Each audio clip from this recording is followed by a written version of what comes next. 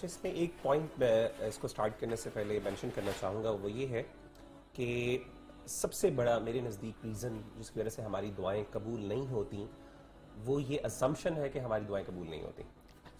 اللہ تعالیٰ کے سامنے جب ہم یہ یعنی ہمارا جب یہ بلیف بن جاتا ہے یا پھر ہم اس سوچ کے ساتھ جاتے ہیں کہ یار میں جا رہا ہوں اور پتہ نہیں میری ہونی ہے کہ نہیں ہونی، اور میں نے تو بڑی مانگتا رہا ہوں دعائیں تو میری کبھی نہیں ہوئی تو پتہ نہیں یہ بھی نہیں ہونی، تو یہ جو اس انداز سے جب میں اللہ کے سامنے جا کے مانگوں گا، اکثر ہم کسی نیک شخص کو اپنے گرد پاتے ہیں تو ہم کہتے ہیں یار تم میرے لیے اللہ سے دعا کرنا. اچھا ہم یہ اسیوم کرتے ہیں کہ شاید اس کا کنیکشن اللہ سے زیادہ قریبی ہے تو اس کی دعائیں زیادہ سنی جاتی ہیں، میری دعائیں زیادہ سنی نہیں جاتی. اس لیے دعائیں استخارہ ہم کبھی خود نہیں کرتے، ہمیشہ دوسروں سے کرواتے ہیں. That's the first assumption. تو میں سمجھتا ہوں کہ اس assumption کی کلیئرٹی ہونی بہت ضروری ہے کہ دیکھیں ہم جب یہ بات مانتے ہیں نا، جب ہم یہ ایکسپیکٹ کرتے ہیں کہ ہم اللہ سے کوئی چیز مانگ رہے ہیں اور اللہ تعالیٰ کو وہی دینا چاہیے جو میں اس سے مانگ رہا ہوں، تو there is a wrong assumption behind that, and that assumption is کہ میں سمجھتا ہوں کہ مجھے بالکل پتا ہے کہ میرے لیے کیا چیز بہتر ہے اور کیا چیز غلط ہے. یعنی I have the enough knowledge and I have enough wisdom to decide what is right and what is wrong for me. یعنی کہ ہم شرط نہیں رکھ سکتے کہ وہ ہمیں یہی دے جو ہم مانگ رہے ہیں. یہ ہے کیوں؟ کیونکہ ہم جب یہ کرتے ہیں نا تو we are assuming that کہ مجھے پتا ہے کہ یہ چیز جو میں مانگ رہا ہوں یہ definitely میرے لیے بہتر ہے، کیونکہ انسان مانگ ہی تب رہا ہوتا ہے کہ obviously میں سمجھتا ہوں کہ شاید یہ میرے لیے اچھی ہے. اسی چیز کو قرآن مجید نے اللہ تعالیٰ نے یعنی سورۃ البقرہ میں نگیٹ کیا اس چیز کو، اور میں سمجھتا ہوں اس آیت پر ذرا غور کرنے کی ضرورت ہے. وَعَسَىٰ أَن تَكْرَهُوا شَيْئًا فَهُوَ خَيْرٌ لَكُمْ، ہو سکتا ہے تم ایسی چیز مانگو اللہ سے جو تم یہ چیز کو ناپسند کرو وہ تمہارے لیے بہتر ہو. وَعَسَىٰ أَن تُحِبُّوا شَيْئًا فَهُوَ شَرٌ لَكُمْ، ہو سکتا ہے تم چیز کو پسند کرو وہ تمہارے لیے ناپسندیدہ ہو، اچھی نہ ہو. اللہ تعالیٰ اس آیت کو کنکلوڈ کس طرح کرتے ہیں؟ اللہ کہتے ہیں وَاللَّهُ يَعْلَمُ وَأَنْتُمْ لَا تَعْلَمُونَ، اللہ جانتے ہیں تم نہیں جانتے. So the basic assumption behind that کہ مجھے یہی ملنا چاہیے، کیونکہ دیکھیں میں سمجھتا ہوں میں اس کوسچن کو ایڈریس کرنا چاہتا ہوں کہ ہماری دعائیں قبول کیوں نہیں ہوتی، یعنی میری اللہ نہیں سنتا، میری تو نہیں سنی جاتی. یہ assumption یہ ہے کہ میری دعا قبول کرنے کا مطلب یہ ہے کہ میں جو مانگ رہا ہوں اور جب مانگ رہا ہوں جیسا مانگ رہا ہوں اور جتنا مانگ رہا ہوں وہ سب کا سب مجھے ملنا چاہیے. That's my assumption. اور میں سمجھتا ہوں کہ یہ مجھے پتا ہے کہ مجھے کب ملنا چاہیے، کیا ملنا چاہیے، کتنا ملنا چاہیے اور کیسے ملنا چاہیے. یہ چاروں چیزیں میں اپنے بارے میں جانتا ہوں، اسی لیے میں پھر اللہ سے ناراض اور شکوہ میرا ہو جاتا ہے کہ جب مجھے وہ چیز نہیں ملتی. لیکن اللہ کے رسول صلی اللہ علیہ وسلم کی حدیث جیسے کہ پہلے بھی ذکر ہو چکی ہے، آپ صلی اللہ علیہ وسلم نے کلیئرلی بتایا، آپ نے کہا کہ دعا اگر کنڈیشنز کو فلفل کر لیا جائے تو دعا کی قبولیت کا مطلب یہ ضروری قطعاً نہیں ہے کہ آپ کو ہمیشہ وہی چیز ملے جو آپ مانگ رہے ہیں. ان میں سے ایک ہے کہ obviously جب انسان مانگتا ہے تو اللہ تعالیٰ دے دیتے ہیں اس کو، تو انسان سمجھتا ہے میری قبول ہو گئی. لیکن ضروری نہیں ہے، کیونکہ اللہ کا علم بہت، اللہ کی حکمت، اللہ کا وزڈم اور یہ اللہ کے احسان ہے. ہم سمجھ رہے ہوتے ہیں ہمارے لیے بہت بہتر چیز ہے اور انفارچونیٹلی وہ ہمارے لیے بہت نقصان دہ ہوتی ہے. تو اللہ تعالیٰ کہتے ہیں کہ یا تو اللہ تعالیٰ وہ دے دیتے ہیں، یا دوسرا اللہ تعالیٰ اس کی وجہ سے بعض اوقات کسی بہت بڑی نقصان کو آپ سے دور کر دیتے ہیں. That's a very big thing I think.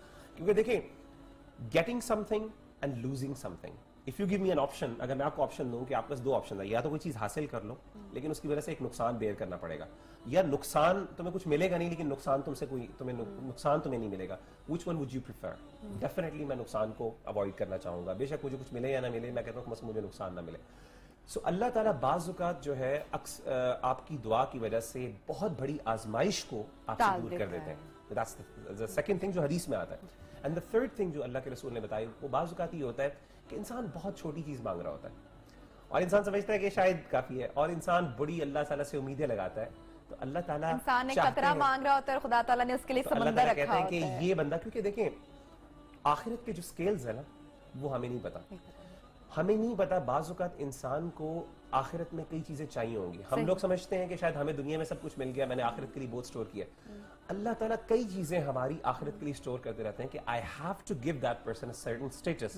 اس آخرت میں نے ایک خاص اسٹیٹس اس کو دینا ہے which cannot be achieved unless I have to restore some of his du'as. ٹھیک ہے نا؟ تو اللہ تعالیٰ اس کی دعاز کو سٹور کرتے ہیں اور قیامت کے دن انسان کو جب وہ ملے گا اللہ کہے گا میں نے تو یہ نیکیاں ہی نہیں کی، تو اللہ کہے گا یہ دعائیں جو تم کہا کرتے تھے نا کہ میری نہیں قبول ہوئی ہیں، پھر جو تم سمجھتے تھے تم مانگتے رہے لیکن میں نے تمہیں بظاہر نہیں عطا کی، تو this is there. تو دعا قبول ہوتی ہے. یہ دعا کی قبولیت کی ٹائپس ہیں. We need to understand that person. دوسری چیز یہ ہے کہ آپ نے بات کی تھی کنڈیشنز کے حوالے سے. اس حوالے سے میں ایک اور چیز تھوڑی سی یہاں پہ ایک ایلیمنٹ ڈالنا چاہوں گا, then we can inshallah move on to the question directly. دیکھیں قرآن مجید میں اللہ تعالیٰ ایک کلیم کرتے ہیں, and I think it's very important that we need to relate this idea with the feeling of contentment. شکر کی فیلنگ کے ساتھ ہمیں اس کو ضرور جوڑنا چاہیے دعا کو. اللہ تعالیٰ قرآن مجید میں کہتے ہیں وَآتَاكُم مِّن كُلِّ مَا سَأَلْتُمُوهُ, جو بھی تم نے مانگا میں نے تمہیں دیا.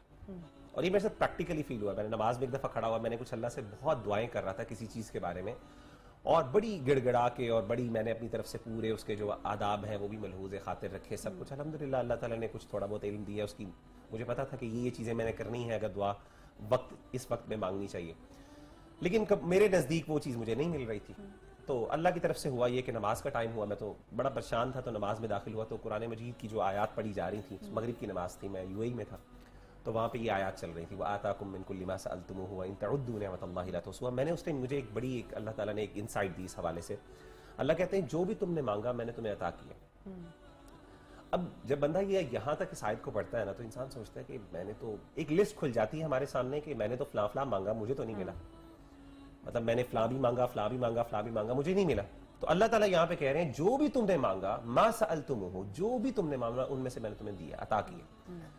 اچھا بندہ جب یہاں پہ پوچھتا ہے نا تو بندہ ظاہر سوچنا شروع ہو جاتا ہے. اب اللہ کو پتا تھا کہ یہ انسان نے یہ سوچنا ہے, تو اللہ نے اگلا آیت کا ذرا حصہ غور کرنے والا. اللہ کہتے ہیں وَإِن تَعُدُّوا نِعْمَتَ اللَّهِ لَا تُحْصُوهَا, کہ اگر تم اللہ کی نعمتوں کو کاؤنٹ کرنا شروع کر دو نا, you can never count that. In other words, Allah is saying, اللہ تعالیٰ ہمیں یہ کہنا چاہ رہے ہیں کہ اس سے پہلے کہ تم ان چیزوں کے بارے میں غور و فکر کرو جو میں نے تمہیں نہیں دی بظاہر, یعنی تم نے مجھ سے مانگی میں نے نہیں دی, ذرا ان چیزوں کی لسٹ بناؤ جو تم نے مجھ سے کبھی مانگی نہیں پھر بھی میں نے تمہیں عطا کی. بالکل بے شک. Start counting those things and you will realize کہ یار you will break up your pen آپ توڑ دو گے لیکن آپ کی وہ چیزیں ختم نہیں ہوں گی. اور آگے اللہ کہتے ہیں ان الانسان لظلوم کفار, انسان بہت انجسٹ ہے اور ناشکر ہے. So this is the idea. تو کبھی بھی جب آپ یہ سمجھتے ہیں نا, I think this is very important, جب بھی آپ سمجھیں نا, جب آپ اللہ کے سامنے جائیں اور آپ یہ فیلنگ ہو رہی ہو اللہ تعالیٰ مجھے نہیں دے رہا. دیکھیں میں یوتھ کے ساتھ بہت زیادہ انٹریکٹ کرتا ہوں, لوگوں کے پیٹی ایشوز ہوتے ہیں.